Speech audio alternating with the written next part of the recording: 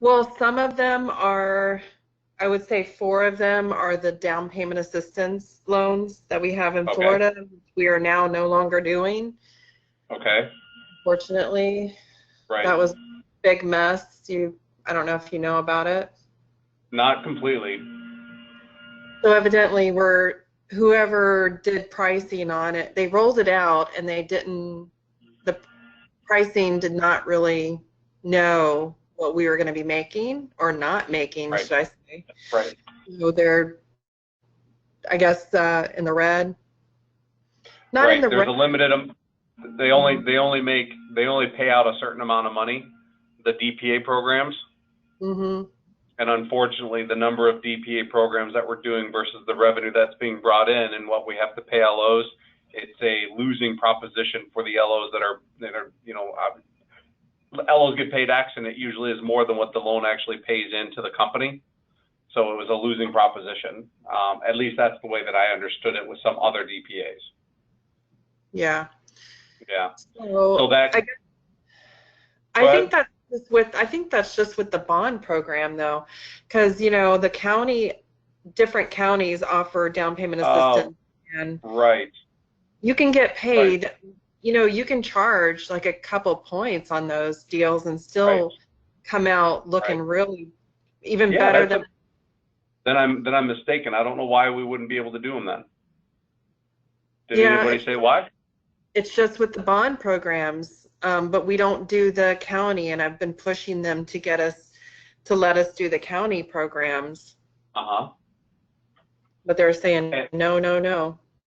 huh. Okay. Well, I'm making a note of that right now. What county is it? Well, around me, there's Orange, Osceola, and Seminole counties, Okay. Okay. Okay. and Huh. they get 30,000. Mm-hmm. Um, they do cap the income. I think is like 40 or 45, and they do cap the sales price at 200. Got it. But But you got four deals out of it because nobody else is doing them, or when you were doing them, nobody else was offering it. yeah, no one wants to do the bond program because no one well, lenders don't make money on it. The Right. realtors still make money on it, but yeah. Right. Right. Right. Yeah. And That's mostly those were for single mothers, and I was happy to do them. I didn't really. absolute. The thing that's wrong, Doug, is that they didn't tell us that we were going to have to make half of what we normally make on a loan. So Richards honored my first two, Yep. but supposedly the company is not going to pay what, we had no idea. I had no idea. No one told us we were making half of what we normally make. So I was pretty upset. I don't blame you. If you go into something and think one thing and the expectation was set and then it alters it, I would be extremely frustrated. Yeah. Yep. Especially since I'm playing catch up right now. No, I totally agree with that. Totally. Well, obviously, there's nothing we can do about the bond program, and you've still got you've still got 4 to 6 other loans in the hopper that came from other sources. Is that a fair guess? Yeah, yeah, and I think there was a partner team that I'm doing one on the DPA, and the other realtor partner sent me another deal thinking that I was going to do the down payment assistance, and I didn't because he was Yeah. getting a gift, and I just frankly didn't offer it to him because I'm like, why should I, Right. Right. Right. But he actually doesn't have the money, so I don't know. I don't know how he was going to get a gift, but then his parents backed out on that, so that Oh right no, now is dead. that's up and that's that's in a renegotiation stage, I'm sure. Yeah, it's So really okay, so go ahead. it's really it's hard to get, as you can see, to get the deals to come in. So Hmm. the one thing that I had going for me was the DPA stuff coming in, and Right. Rochelle was doing that too, and so that's gotten me a couple of big headers to send me some deals with the Right. down payment assistance. and I've yet to get, I mean, Mabel Cologne is sending me a couple things Hmm. here and there, but Hmm. I'm almost worried that, I'm like, mm, Well, I will tell you this. Any other shop that's going to offer up the DPA program, which it doesn't appear that there's going to be many, are not going to pay out what your normal expectation is on the deals, because every lender that does them is aware of what the limited amount of payout is. So understand that the reason that realtors give them, that you were getting them, was because there's very few people that are actually doing them. I mean, you and I are agreeing on that, right? yeah, Okay. So instead of letting the DPA be our crutch, so to speak, the DPA program was a great way to get in, right? And hopefully get other business because you were doing such a great job in the DPAs. yeah, Okay. yeah, that's what So, I'm hoping. right. Well, if you're doing a great job on those DPAs and you're only going to be able to do a couple of them, where do you think that realtor is going to send those DPA programs? If you I can't don't, do them, have you asked the agents? Unfortunately, we're not able to do them any longer. Who in the market is doing them for you? yeah, no, I am not telling the realtors that I'm not doing that anymore. Okay. Okay. If you specifically want to send me one that they're asking for that, I'm gonna be honest and tell them we're Of not doing. course. Of course. But Of other course. than that, I'm gonna evaluate the situation and try to Uh, get them into something else. right. Are you still looking for new realtor relationships, or have you Oh got yeah. a stable of decent ones? Yeah. Yeah, no, I'm still like making I just did a couple of coffee appointments last week, and Awesome. this week And I how had did two that got and how did those go? really well. In fact, Yeah. a couple of the agents that I met with they were like 45 an hour away, 45 minutes to an Holy. hour away. Sure. Yeah, really too far, but I was actually trying to push the reverse mortgage product because it's in the Villages of Florida. Oh yeah. And The Villages. Careful with that place. I've heard rumors. yeah, so have I. It's actually a really cute place. I love going there. And in Yeah. fact, I took my kids there one day when I had a couple of coffee appointments. I'm like, this place is so cute. Just come with me and sit at Panera, and Right. I'll be another table, and you guys don't, say anything to me while I'm in my appointment. Right. Right. Of course. Behave. Yeah, of course, they're good. Okay. Um, but she just texted me and said, "Hey, can you send me some more of your business cards? Because I just handed the last one out, so I just mailed her out some more." So what has been like? What is your average? Are you meeting a certain number of realtors every week, or was last week just a random occurrence? Um, no, I'm trying, Ashley's doing a fantastic job of setting appointments. Great. So For you some, actually have Ashley making the calls for you. yeah, and Oh, I'm you're gonna calling have to. too. Yeah, but she's awesome. I had Yeah. like I actually had like 4 appointments last week, Uh-huh. and the week before I had one. Let's see. For some reason, I only had one appointment. Okay. So how many realtors are in your stable? Like how many realtors have you met with that you've agreed to work together, a partner, that are sending you consistent business, meaning one a month, one referral a month? Probably at least 10. Okay. And how many of those referrals per month, if you don't include the DPAs, are actually turning into quality transactions? I mean, I know you said you've got 8 in the pipeline and 2 just closed, which is a great pipeline. How many pre-approvals are you sitting with right now? I am sitting on about, well, if you want me to go back to earlier this year, I mean, Well, no, I mean, like right now, actively, how many pre-approvals are you sitting on that are actively out looking for homes? I would say 7. Okay, so obviously we need to increase that, right? Yeah, the ones that they're just, I'm still getting a lot of junk. Really? Junk. Yeah. Yeah. Like Unfortunately. buyers that aren't qualified? Yeah. Okay. Because the realtors, I don't know what they're doing. They're not talking to them. They're I'm not, surprised. yeah. And I've told Okay. them, I've told several of them, hey, 4 questions to ask, Right. before you Right. send me. I've received 15 leads so far this month. Okay. Have And how many of them are qualified?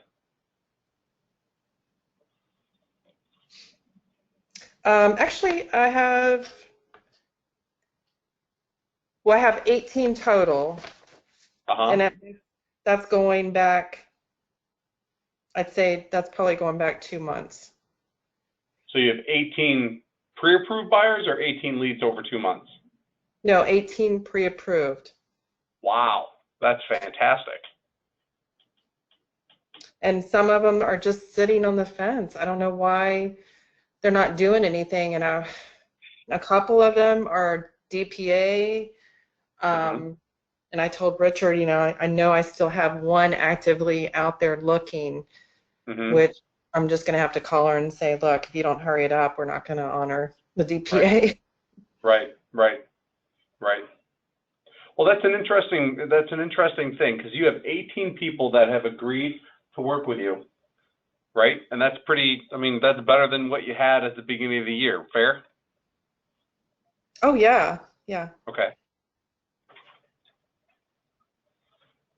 So my question then is, on average, most people are targeting about 20 to 30 referrals a month. And right now you're sitting at 15. Yeah. And all the referrals that you're getting are coming from realtors, correct? Yep, pretty much. Okay. So, and I know we've talked about this, and it's got to be, we've got to continue to look at it, because here's where a lot of us fall short. We don't realize how many other sources of business are out there. And if we're not actively strategizing on ways on how we can go about getting it, it ends up passing us by. So I'll give you an example. When I come into work every day, I need to generate one quality referral every single day. So that means 20 to 30 referrals for me a month is what I was targeting. I'd always get more, but I approached my business with my role every day was to find one referral that I could add to my lead tracker. And here's where it became so much easier when you really think about it. I could choose from calling my current clients. I could choose from calling my past clients. I could choose from calling my realtors. I could pick up the phone and call my social network, or I could call on CPAs, attorneys, and financial planners. So in essence, there were 8 different roads that I could take that I could spend every day reaching out to find one quality referral. And I believe that works out to be about 10 conversations a day, meaning 10 conversations about what you do, how you can help them specifically, or how they can introduce you to somebody that they care about. If you have 10 conversations a day, that might mean that you've got to make 15 phone calls or 20 phone calls and talk to 10 people. But when I thought about my business in that respect, I knew that I could pick up the phone and I could change it up every single day and never really feel like I had to talk to the same person twice. And so my goal was to have at least enough realtors that I could lean on. In my case, I had 5. But the biggest part of my business has always been my past clients and current clients. And they were always changing. So I had a captive audience for 30 to 45 days. But then I also had my past client database that I could always call on, and that was, that had several hundred in it. But if you're ever frustrated with the fact that you can't do a program or you're struggling with something, turn your attention to something else. And I always looked at it and said, I know that I wasn't the best with jumbos. I mean, frankly, I think I did 3 jumbos in my entire career, because no bank or no company that I worked for, the one that I owned, was ever going to be competitive in that marketplace. And I never really worked on dealing with loans that were under 60, 80,000. I knew that was not a niche that I wanted to be in. So I didn't appeal to everybody. But instead, I realized that realtors were going to send me their first-time home buyer. So I specifically targeted my audience for a first-time home buyer. So I did a ton of FHA loans. Mm-hmm. And so my conversation was always with realtors was, hey, are you happy with the way we're handling your FHA or VA transaction? Let me see if we can work together. But more importantly, I was always calling and farming my database, or always calling and farming my current clients, because that's where I felt like I had the greatest exposure. You have 18 pre-approvals, and you have probably another 6 to 7 clients that are in the process right now. I'm shocked that you, because I know you, Jamie, and I know how communicative you are, and I know how engaged you are, and I know how much you care about your clients. I'm shocked that you're not getting any current client referrals from your data, from your active clients right now. And I would challenge you. Yeah, I did get one, but he didn't give me the phone number, so he has to give me the phone number so I can call her. All right. It becomes more of an understanding that you can either choose to solicit realtors and continue to do the coffee appointments, which there's nothing wrong with that, and I support that 100%. But there are days where you just feel like, oh my God, I don't want to call any more agents. I don't want to talk to them. They're not giving me any business, or I'm just frustrated. Reach out to the people that know you and like you for the effort that you put in, and they don't know any different. And you'll be amazed at the conversations that arise when you just reach out to your clients and just say, hey, I'm just checking in. How are things going? Just remember, I want to work with somebody you care about. And it's amazing that, and I'm sure you're having conversations like that. Are you doing it consistently? Yeah, honestly, I'm not. I'm calling mostly realtors. Okay. Well, I'm just going to throw that out there and go, you have eight different roads every day that you wake up that you can call on to find one quality referral a day. And you're averaging just a little bit under that. 15 for 21 days isn't bad at all. Mm-hmm. But my question for you is, I know that there's more opportunities that are out there. They're lower hanging fruit that sometimes we forget to look at. And it really is all a numbers game. My guess is that you probably, out of the 15 referrals that you got for the month, are probably sitting on maybe 3 quality transactions out of those 15 leads.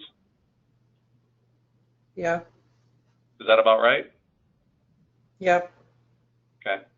Spot on or off by 1 or 2? I'd say 4. I'm saying 4. Okay. Remember how we've always talked about 30%? Yeah.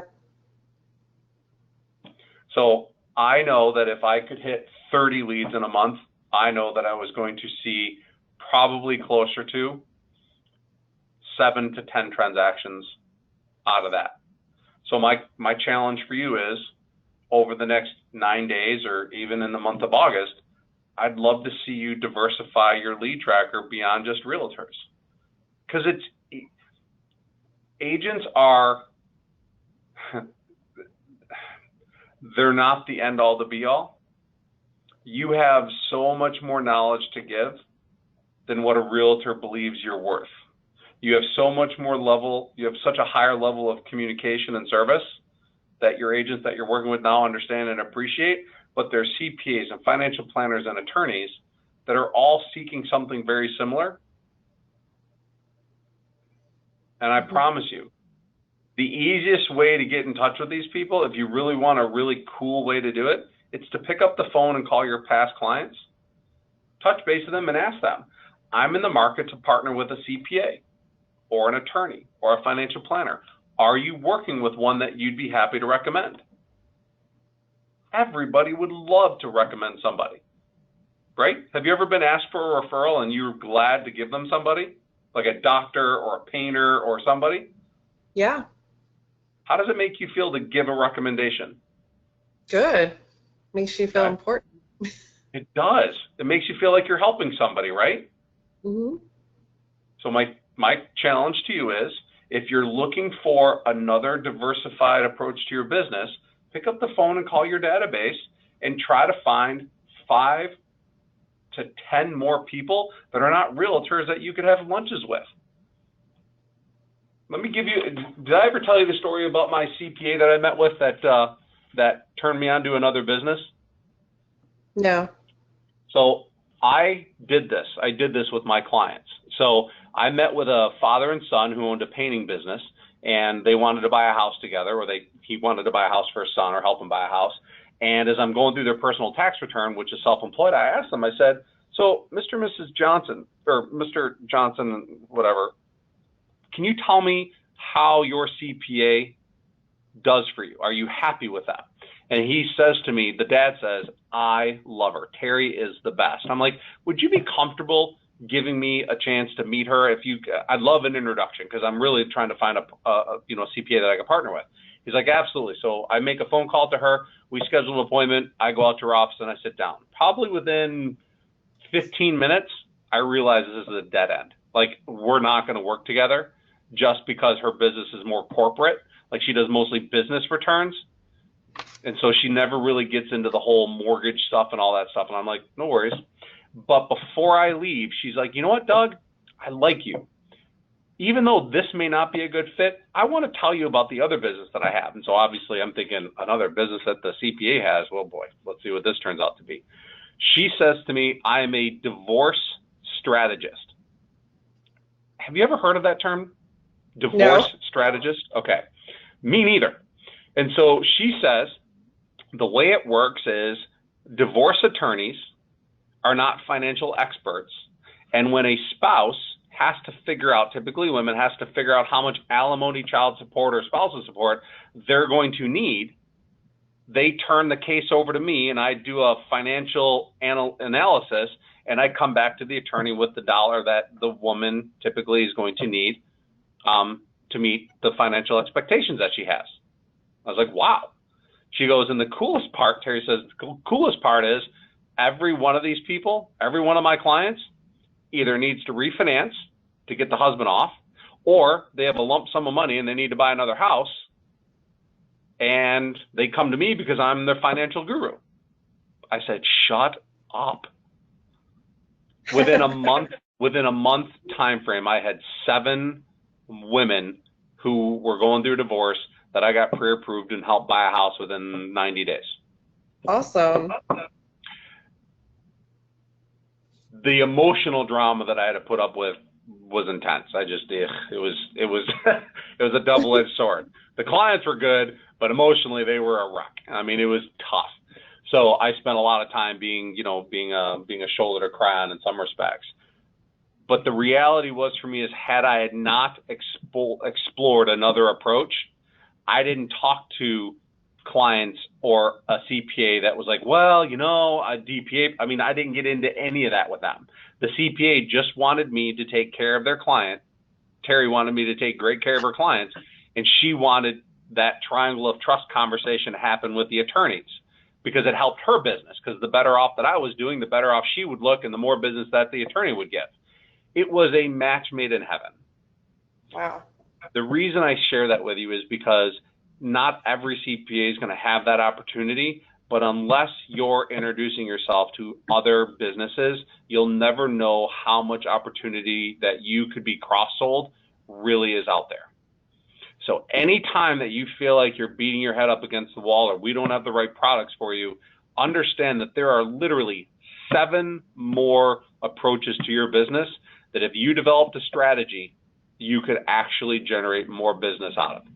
Like if it's your past clients, I think Sue Kramer and I had a conversation a couple weeks back, and I said, all right, Sue, I want you to call your database every single day for the next X amount of weeks, and I want you to tell me what the results look like. Now, she's not on the call today, but I was hoping to hear what the results have been. But she had 600 people in her database, and I challenged her to call X number of clients every single day. I think it was 5. Call 5 clients a day, touch base, say hello, have a conversation, and simply let them know that you are still looking at needing their help to help you. I would love to help you. I want you to realize that realtors are not the only place that you can go to, because that gets a little scary when every agent you meet either sends you junk or they don't want to meet with you, or you've got to spend an hour in front of them for coffee or a half hour, whatever the case may be. There are literally a limitless supply of financial planners, attorneys, and CPAs who are looking for a great loan officer, but like you, don't have the time, aren't actively searching it. So it was up to me to put myself into that position. And every one of your clients, I guarantee you, knows a CPA, an attorney, or a financial planner, or heck, another realtor. So if I was in your shoes and I wanted to try to motivate, get my business, kind of moving a little bit more and getting higher quality leads, look at some other avenues in your business and really develop a strategy around it. Yeah, I actually was working on that. Working on it? What does that mean? I'm working on it. What does that mean? What does that mean? Sorry, my dog started barking. That's okay. But what does working on it mean? Well, I'm in the process of doing that, and we're doing mail outs to our past client database. So, and then I was at a function the other night for my daughter and was talking to my daughter's friend's dad. I think he assumed I was a stay-at-home mom or something. And okay. I asked him what he did, and he said he's a financial planner or analyst for Morgan Stanley. Yep. So we got in that discussion, and I said, oh, hey, he didn't ask me what I did, and I'm like, oh, I'm a mortgage broker. I just came out and said it. And he's like, oh, yeah. He's like, we do mortgages, too. We now have an arm to do that. I'm like, oh, yeah? Yep. And I was like, do you do that? And he's like, no, we have a division that does that. And I said, oh, well, if you ever have any fallout, anything like that, give me a call. And I went to get I go, I'll give you a card. And he's like, oh, I don't need that. And it was like, I felt kind of insulted that he didn't want my card. And I don't know if I had a, reaction on my face or not, but he's like, oh, no. He's like, go ahead and give me one of your cards. Right. Most financial planners, like the ones that I work with over at Merrill Lynch, or the ones that I work with over at UBS or Ameriprise, they all have internal lending operations, but every single one of them has one complaint, and it's uniform across the board. The customer service and the experience sucks.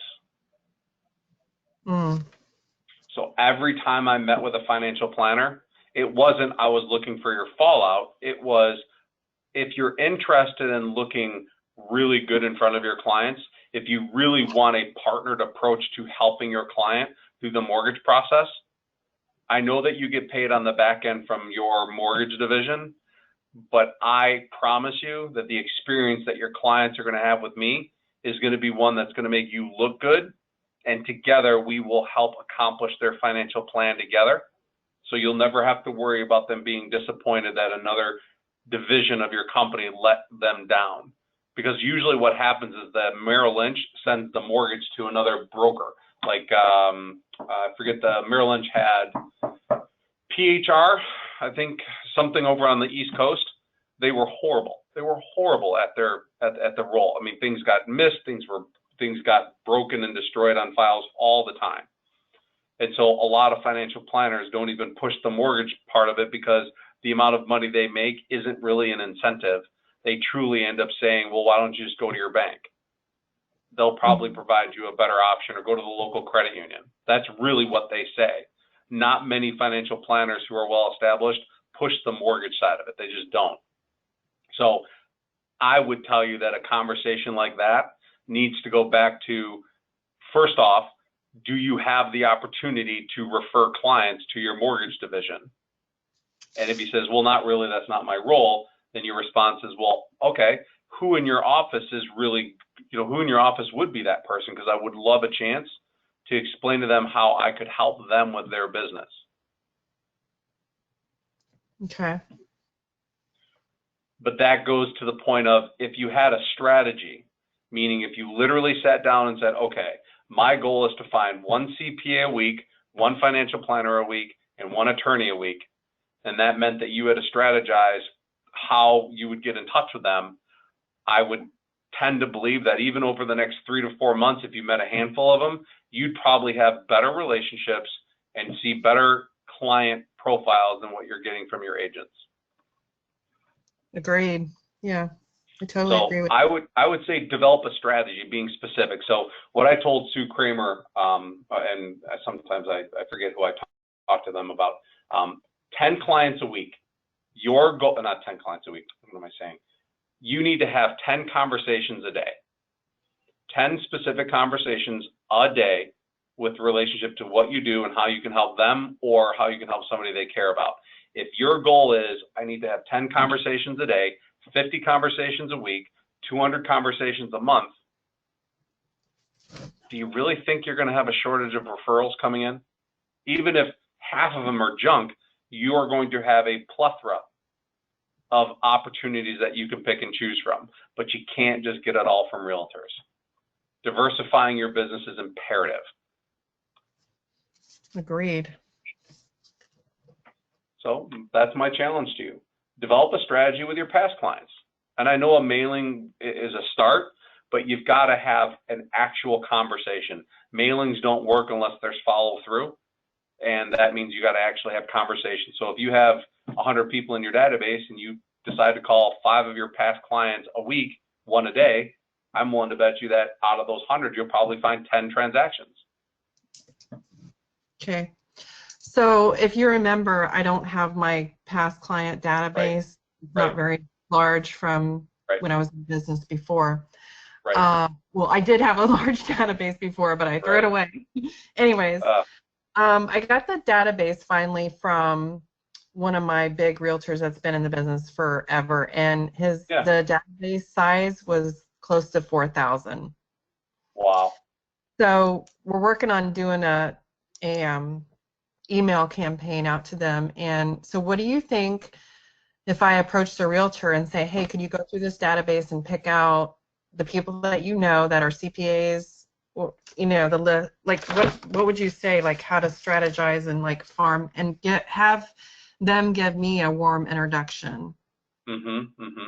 So with that 4,000 person database, an email campaign is not going to produce much of a result, if any. It just really isn't. I like what you just said, though. If the realtor could pick out any attorneys, financial planners, or CPAs that are in that mix, you'd like to mail specifically to them or get their name and phone number. Because what you would like to do to see because really what you're going to do is try to see if there's any cross-selling that you can do. Meaning, I would love to introduce my clients because I don't have a CPA that I recommend. I don't have an attorney that I recommend, and I don't have a financial planner that I recommend. That's really the approach. I'm looking for a person in one of these 3 categories that over time I can refer clients to because I run into people every single day that could use one of those 3 things. Specifically an attorney, you're looking for a divorce attorney. You're also looking for an estate attorney. Okay. Now those types of people are totally different animals than realtors. These are the people that are highly educated, understand compliance, understand businesses. Most of them have a career, if not a business, when most realtors that you're talking to have a job. So if I was you, I would be prepared to have different types of conversations around that. And really, it has to be specifically around clients that you give me the opportunity to work with. My goal is to leverage the relationship to be able to push another referral back to you. But more importantly, customer service is paramount in my business. And I know that a lot of times when you refer somebody, most people don't take that seriously. As a business owner like yourself, I am too. So I care about every client at a high level, and I'm looking for a select group of whoever that is willing to help cross-sell with their clients with mine. So I would love a chance to be able to help you grow your business with the right clients. Because really you're coming at them as a partner, not as I want your fallout. That's not what you're after. You're not looking for scraps. That truly is a partner conversation. Yeah, I kind of phrased that the wrong way, didn't I? No, But I was no. But and that's a natural thing to say. It's a natural thing to say that, because you don't feel like you can compete against like a Merrill Lynch. But if you really understood what happens behind the scenes, you're not competing against Merrill Lynch. You're competing against Merrill Lynch's relationship with some other mortgage company wholesaler that doesn't really give a crap because they get so many at bats. It goes back to the whole Quicken thing again. Mm-hmm. But it takes some time. I truly would advise you to strategize with your past clients and with your realtor's past client and sit down with them and figure out what a conversation with their database could help produce for them. Because even if you called up every one of the people and they have in their database, it's an opportunity to provide something of value. I always love doing market analysis conversations. My realtors love that shit because my realtors didn't call their clients. They didn't have an annual review call. So every year I would call my clients on their anniversary and go, hey, Mr. and Mrs. Johnson, just wanted to touch base with you. It's been a year that you've been in the house. Isn't that amazing? Hey, I just wanted to circle back around with you to see if you wanted me to run an analysis on your house to see, how proud you must be after owning the home for a year and to see what kind of improvements you made and see what's changed in your house. I wasn't calling them about mortgages, but what ended up happening was we talked about the house, we talked about their life, we talked about their kids, we talked about all these things, and so many opportunities were produced from that simple conversation. Which is, well, we're thinking about, like I just had a client, Jim Davenport, called me earlier this week. He's like, Doug, man, I bought this house. We have 3 kids. You obviously know, as you see him on Facebook. My oldest son is living in the basement. It's not ideal. He likes it down there, but we need a bigger home. So I would like to see about doing a 203K and adding an addition on. I'm like, Jim, I think that's a great idea, but unfortunately, I don't think you're going to get the money out of it that you want. So let's go down that path. So I referred him to a contractor, and I guarantee you that the conversation is going to go back to, they're going to want $80,000 for a $800 or 800 square foot addition, and it doesn't make sense to do that. We'd be better off selling our house and buying another one. Mm-hmm. So the conversation of you calling them and touching base and say, hey, how's everything going? Hope all is well. I just wanted to see you'd be interested in getting a market analysis done in your house and just kind of catch up a little bit. Will lead to conversations like that you may not have even thought of, but they're thinking about it in their head. You just got to get yourself engaged into conversations. 10 conversations a day about what you do will never lead to somebody hanging up the phone on you, but more often than not leads to you either helping them or introducing them to somebody you care about, and eventually leading to the opportunity for you to go, just remember, I'd love to work with people just like you. Don't give me a secret. That's it. If you have 10 of those conversations a day, Jamie, you're not going to be short of business, and you're not going to find that your realtors are going to be your only source. Mm-hmm. So when you tell them, or you ask them if they'd like you to do a market analysis, yeah, I don't know how to do that. Your realtor does. If it's your realtor's database, your realtor would love to give them an update. Okay. Who knows? You'd be shocked. You'd be shocked at how many people, when they find out how much their home is worth, start thinking about things. And you'd be amazed at how many people are thinking about moving right now that you don't even realize. There could be rumblings of a divorce. There could be rumblings of a new child on the way. There could be rumblings of changing school districts. There could be 100 different things. Bad neighbors they could be dealing with, just outgrowing it, or somebody got a raise and wants to reinvest, or they got an inheritance and they want to do something. I mean, you would be amazed at the limitless amount of conversations that could always eventually lead to, we could really use your services. Mm-hmm. Truly. And it starts with a market analysis, because that's what you're doing. You're calling them as the realtor. You're not calling them as the realtor. You're calling them as a partner of the agent, and you're calling to see if they'd be interested in doing a market analysis. Because really, at that point, you're on their team. You're on the realtor's team. You're not calling them as a lender, but you are calling them to find out if they have any lending needs. Mm-hmm. So I brainstormed that with the agent myself. That's brilliant, actually. I like that. I wouldn't go as far as to say brilliant. It's called survival. Like, I'll be honest with you. I hate cold calling so much. I hate trying to cold call realtors so much that I spent all of my time avoiding it like the plague. So all of these ideas that I have, are really just an avoidance around something that I fear.